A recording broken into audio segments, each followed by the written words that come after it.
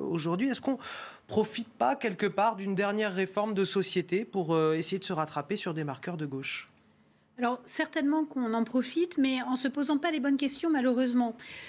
Le Sénat s'est prononcé contre, donc la majorité du Sénat s'est prononcée contre cet allongement, après avoir entendu des gynécologues. C'est-à-dire qu'on se rend compte que plus on va allonger et moins on va trouver de médecins qui acceptent de le faire. Donc, c'est vraiment, on prend les choses à l'envers et c'est plutôt une spirale infernale que vertueuse.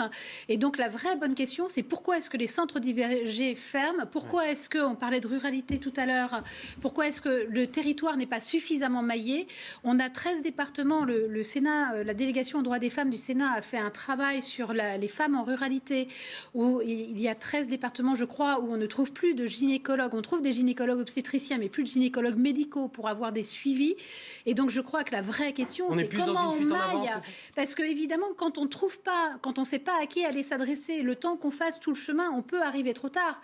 Mais l'idée, c'est déjà de ne pas arriver trop tard et donc de pouvoir être pris en charge assez rapidement, au plus près de chez soi, et puis se poser la question de savoir pourquoi on n'arrive pas à avoir une politique qui fasse baisser le nombre d'IVG. Parce que normalement, c'est quand même pas censé être le premier recours de contraception. On a quand même plein d'autres solutions avant.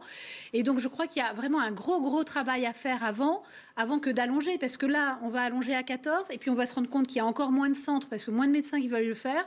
Donc, on va allonger à 16, 18, on a quand même 2000 femmes qui, chaque année, vont à l'étranger pour se faire avorter puisqu'elles ne sont plus dans les délais en France. Oui, mais celles-ci, si elles avaient été prises en charge et mieux suivies dès le départ, peut-être qu'elles n'auraient pas à aller à l'étranger.